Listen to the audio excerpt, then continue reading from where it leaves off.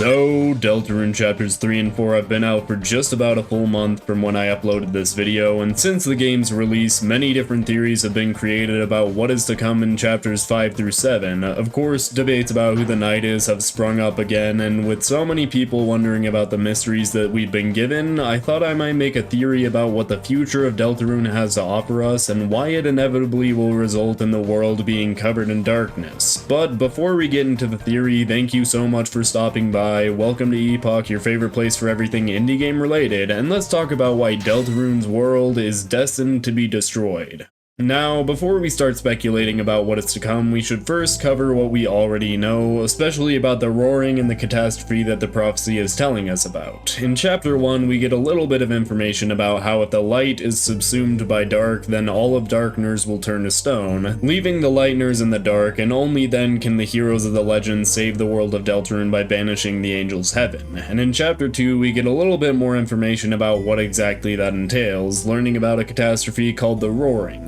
One where titans will form from the fountains, the earth will draw its final breath, and the titans basically will just destroy everything. In Chapter 4, we get a direct representation of just one of these titans, which not only is extremely dangerous, but is also revealed that the titan doesn't understand any emotions. It doesn't think for itself, it just exists to destroy things. The titan that we face is an extremely young titan, and despite that is able to destroy nearly everything in the church, which if we hadn't sealed it away, probably would have extended to the entirety of Hometown eventually. But along with actually seeing one of these titans face to face, we learn more about what the prophecy has to say about these beings and the future of the world of Deltarune, which as you can imagine is not great. The prophecy speaks of light and dark counting down to Earth's expire, along with talking about how the titans will form from darkened eyes, which is pretty unnerving as we see darkened eyes in the Grand Fountain when we first get there in Chapter 1. In fact, the entire area that we explore looks similar to how the Titan looks when it's first forming from the Dark Fountain during the climbing sequence, so whatever that area was seems like it may have been linked to the Titans in some way, and in general the Grand Fountain seems to have some ominous implications. But first, there were a few other sections of the prophecy that we see in the Chapter 4 Dark World that give us some insights as to what will happen, namely the last prophecy, the one called the Story's End, saying when all hope is lost for the tale, the final tragedy unveils, and saying there's only one way to save everything, a prophecy which Susie destroys for unknown reasons, but there's one other source of information about the things that are to come in the form of the Chapter 4 secret boss fight. After getting the climbing claws, you're able to visit this golden piano and eventually open up this secret area in the old man's study after you've collected all the pieces to the song. And inside this area, Susie will have a sparring session with the old man where we get to learn about the Lord of the Hammer, Gerson's book based off the prophecy. It tells us how Chapter 5 will most likely have a dark world in Asgore's flower shop, but also states there was only one chapter besides that in which everything ends. This is extremely interesting as there are 7 chapters to Deltarune, but the 6th chapter is supposed to be the Roaring, so clearly something isn't quite adding up here. Now, from this, there are a few separate things that we can branch off and talk about, however, I think it's best if we first cover what this theory actually states. The Overwritten Dark, as the theory name implies, mainly centers around how the characters of Deltarune are supposed to overwrite the catastrophic events of the Roaring, the event which will destroy the world. Now, I say overwrite and not prevent, as this theory heavily relies on the world being plunged into darkness first. Then, after the Roaring and everything that comes along with that event, the characters will be able to overwrite the dark. This overwriting mainly involves 2 different characters, that being Susie along with Noelle, and you may be confused about that second one, but I will explain why Noelle is a part of this in a minute, or maybe 10. Anyways, with 7 chapters and the ending happening at 6, there has to be some hidden key to saving the world from darkness, but of course we don't know exactly how that crisis will be averted, which is what this theory is trying to figure out, so in order to do that, let's take a look at some evidence that will get us pointed in the right direction. There's a specific piece of the prophecy in the second sanctuary that says love finds its way to the girl, which Susie interprets as something romantic. However, if we look at the actual depiction that the prophecy has, it shows a monster that contains a little heart-shaped object. Not one entirely different from the soul, the one that currently inhabits Chris's body. If this piece of the prophecy is depicting the soul being absorbed by the girl, then this would explain a whole lot about how the Roaring is going to be averted, as the power of a human soul is insanely powerful. And yes, I'm talking about Deltarune's soul and not Undertale's. We know that in Undertale, when a monster absorbs a human soul, they receive godlike powers. However, in Deltarune, this is not shown or portrayed in any fashion as of the ending of Chapter 4. However, since Chris can take the soul out of their body, it's possible that this soul could be transferred to a monster, and despite not being confirmed to give reality-shattering powers in Deltarune, a human soul in a monster here would still be insanely powerful considering it's able to seal dark fountains, along with sealing away titans. In addition, the soul gives us the ability to read Noelle's mind on the weird route, as well as allowing us to control Chris, who actively rebels against the influence of the soul and seems to be a lot stronger than they're letting on. Despite not being shown to have Undertale power levels, Susie would still gain a massive buff from inheriting the human soul. But this would leave Chris without the soul, which could be a massive issue and also could explain the piece of the prophecy that Susie broke earlier. We know that Susie and Chris are pretty close friends at this point in the story. After all, they have been through 4 full adventures with each other, and even in Chapter 4, Chris hands over the knife that they always carry on them, so Susie is allowed to open the Dark Fountain. But this prophecy that love finds its way to the girl is somewhat ominous. We know that Chris can survive brief periods of time without the soul inserted in their body, however, it also seems to take a toll on them. Especially in Chapter 4, we see that after dealing damage to the soul and reinserting it, Chris will fall down, and the HP statistic is lowered. This, along with the fact that the mysterious person on the other end of the phone call talks about how without the soul Chris can't do something, probably means that Chris kind of needs the soul. This is further supported by the fact that they keep reinserting it back into themselves, which is pretty odd, especially on the weird route. We, the player, through the soul, control Chris and force them to hurt Noelle, a childhood friend, and yet Chris still puts the soul back in despite all that. So it seems like Chris needs the soul for something, whether it be survival, something to do with the Dark Fountains, or something else. Chris is dependent on the soul for specific purposes, but what does this mean for the prophecy earlier? If the soul were to leave Chris and be transferred to the girl, whether that be Susie or Noelle, then what would happen to Chris? Well, I suspect that's what the last prophecy was trying to tell us about. The piece of the prophecy that Susie broke could have been any number of things, but considering how violently Susie reacted to it, it probably was something that she had very strong feelings about, which could mean it was something about the people close to her. Of course, Susie is shown to have a large amount of compassion towards Darkners in general, but apart from many Darkners, the only people that Susie really considers friends are Chris and Noelle. And if the prophecy said something bad about either of these two people, I think Susie would be devastated, causing her to react in such a violent manner by breaking the prophecy. But let's look at Susie real quick, as it may provide some answers as to why Susie having the soul is important for averting Chapter 6's ending. Susie is a very strange character when talking about the future of Deltarune, as she seems to be defying several parts of the prophecy. Ralsei notes that she's supposed to be able to equip ribbons, and back in Chapter 1 she was insistent on not becoming a hero, instead playing the role of one of the bad guys. Ralsei is shocked by most of this, as it goes against most of the things the prophecy states, and at the end of Chapter 4 there is a subtle detail about the piece of the prophecy that Susie broke. Ordinarily, when breaking a piece of the prophecy, it will reappear somewhere else. After all, it can't be changed. It's supposed to be set in stone. However, although this is always supposed to be the case, an interesting detail is that we never see the piece of the prophecy that Susie breaks, and it doesn't reappear like the rest of the others that we've seen. Now, it could be that it is somewhere in a previous area that we explored, however, this seems like a subtle nod to Susie being able to defy the prophecy, and it almost seems like she's the person currently bringing the story where it needs to be on the main route. In Chapter 1, she was the one that brought Chris with her to the closet to get chalk. In Chapter 2, she was the one who got invited to the study session, leading her and Chris to stumble upon the library Dark Fountain. In Chapter 3, she's the one that actively defies the knight, breaking off a piece of its weapon if you manage to defeat it. And in Chapter 4, she was the one that guided us towards Noelle's house, then the church, then was the one that helped seal away the Titan, and finally the one that destroyed a piece of the prophecy. One that, as far as we're concerned, didn't return.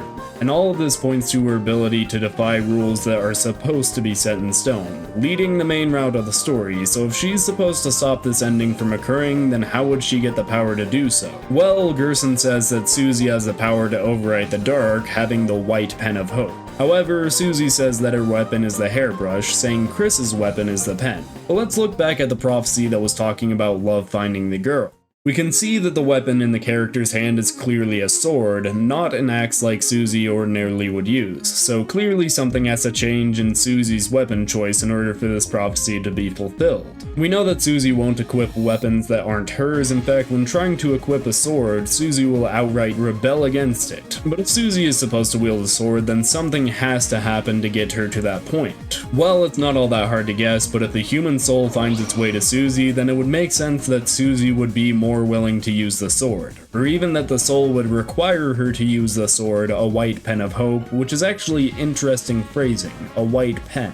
We know that the soul can produce light from itself, and the light it produces is a very bright white. So it could be possible that whatever weapon is portrayed in the picture here isn't actually a light or dark world object, but instead actual light. A literal white pen produced by the power of the soul, the exact weapon that Gerson says Susie has. But I'm sure many of you see a problem with this at the moment. If Susie gained this immense power, wouldn't she just save the world of Deltarune before it reaches the point of destruction? Why wouldn't she just get this power and use it before the destruction occurs? Well, I don't think it will be possible for Susie to even get this power until after the roaring has started. Considering how Chris doesn't let almost anybody else see the soul in any of the chapters so far, I think Chris is trying to keep a secret about the soul. But with the events of chapter 4, Susie might start catching on that the soul exists, as she does get to see it directly when sealing the Titan away, and also is there to see the prophecy talking about the human soul in parts, so within the next chapter or two she might start realizing what the soul actually is. Chris probably is only using the soul because it benefits himself and whoever they're working with throughout the story of Deltarune, so it seems like Chris wouldn't just hand the soul off to Susie, but once the roaring happens and whatever objective Chris needed the soul for is complete, Susie would possibly have the opportunity to receive the soul.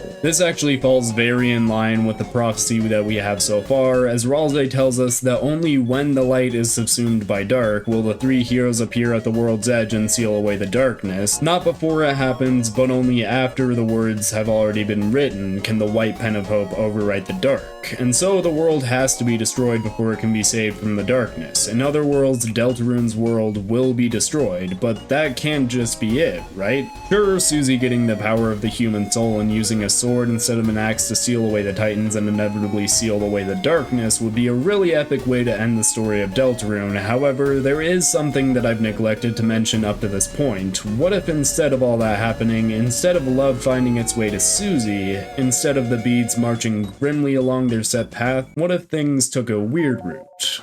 Noelle is known to be able to break games, and the Spamton Sweepstakes event having several instances where she talks about strange glitches that nobody else experienced, finding hidden Easter eggs and cat petters, and of course she is the main person in the world of Deltarune that we've seen that plays Dragon Blazers, a game based off Gerson's Lord of the Hammer series. This is also shown when inside the Dark World of Chapter 2, the only person who can significantly affect how the Dark World actually plays out is Noelle, where instead of the final boss being Queen, it will instead switch to being Spamton Neo, a fight that occurs right before sealing the fountain. Her Snowgrave spell also had significant changes on Birdly in the real world, causing him to go into a comatose state, which seemingly will cause the festival to play out wildly differently, along with the Chapter 4 Weird Root re-equipping the Thorn Ring on Noelle, which means that Noelle will probably be in more of a trance-like state when at the festival with Chris in Chapter 5. But regardless, it's been shown that Noelle's special abilities are able to cause the world to change, defying the prophecy just like Susie is able to, though it seems like Noelle is able to cause significantly larger changes than Susie, being the main driving influence for the Weird Root itself. This is important because if we look at the prophecy again about love finding the girl, there's actually another person this could possibly apply to, that being Noelle Holiday. In the Weird Root, there's a small little dot that can appear in this scene with Noelle, one which probably is either her finger where the thorn ring was inserted, or possibly her red nose. But many fans also have a theory that this is supposed to represent a soul, or at the very least, the influence of the soul inside Noelle. This is extremely intriguing, as this would be an example of love finding its way to the girl in a separate way, the soul finding its way to Noelle instead, but that gives some more insight into how the Weird Root is going to play out as well. There's a sound file in the game that plays when on the weird route known as Ominous, along with Ominous Worse, which plays after completing the weird route in Chapter 4, and considering the fact that Noelle has the Snowgrave spell and is linked numerous times to the angel, I think that giving her this power, that love finding its way to the girl in this route, will cause things to be a lot more weird than we may expect. However, will this result in the world being saved? Well, I think that whatever we're doing on this route will still result in the roaring, and will still result in the world being subsumed in darkness like normal, though whatever happens in Chapter 6 when on the weird route will probably result in a severely different playing experience. Despite the game and the outcome being the same, I would have to imagine that the same events will play out, just in a very weird way. But the same issue as before is brought up. Why can't Noelle just obtain the soul before all this happens and save everyone? Well, if we look at the timeline of events of Deltarune, we know that chapters 1 through 4 take place from Thursday to Saturday, and presumably on Sunday we will have the Chapter 5 Dark World, and the end of Chapter 5 will most likely leave us on a cliffhanger, either when the roaring begins or just before it starts, so that leaves a full chapter for the soul to be transferred to either Susie or Noelle in these situations. But as explained before, Chris is not just going to give up the soul, they still have some reason why they need it, so neither can obtain the soul until Chris willingly gives it to either Susie or Noelle, or alternatively, it could be taken from Chris. From a line exclusively from the weird route when talking to Gerson, he says that as long as Chris keeps living, that everything will be alright, which, considering how it is only on the weird route that he says this, it sounds more like an ominous warning than a reassurance. And so, Noelle could realistically steal the soul from Chris sometime in Chapter 5. So will Noelle be able to get the soul and stop the roaring then? Well, to put it simply, no.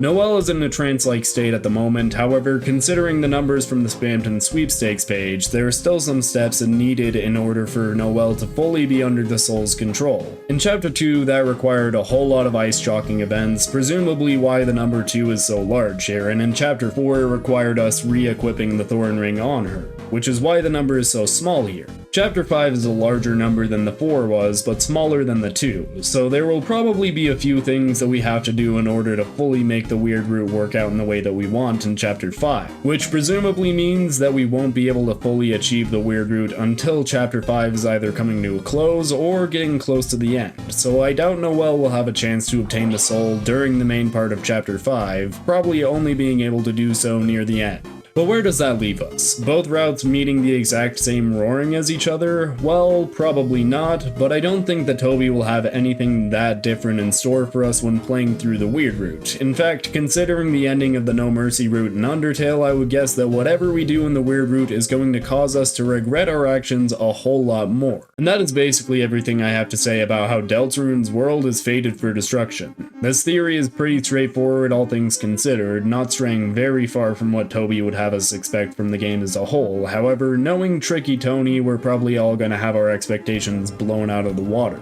I mean, just look at what he did with chapters 3 and 4. Nobody could have expected the Knight in chapter 3, and I don't think that anyone thought we would fight a Titan until the roaring occurred. But regardless of what happens, I think we're all really excited to see the next chapters that Toby Fox has in store for us. And with that being said, considering this is my first real theory since chapters 3 and 4 were released last month, I would love to hear what you have to think about it in the comments down below. Even if you have major critiques or differing views, I think that sharing what we think about the next chapters will help us all get a clearer picture of where Deltarune might be headed. And of course, if you're watching this before the release of Deltarune Chapter 5, then consider yourself a semi-OG. It's fantastic to have you here watching the video as it supports the channel more than you can imagine, and speaking of supporting the channel, there are several channel members that I would like to thank for showing their support and helping this channel make content just like this for all of you. I really couldn't thank them enough for their generosity, and of course, a big thank you to all of you watching once again. With that being said, this has been Epoch, your favorite place for everything indie game related, and I hope I'll see you all in the next one.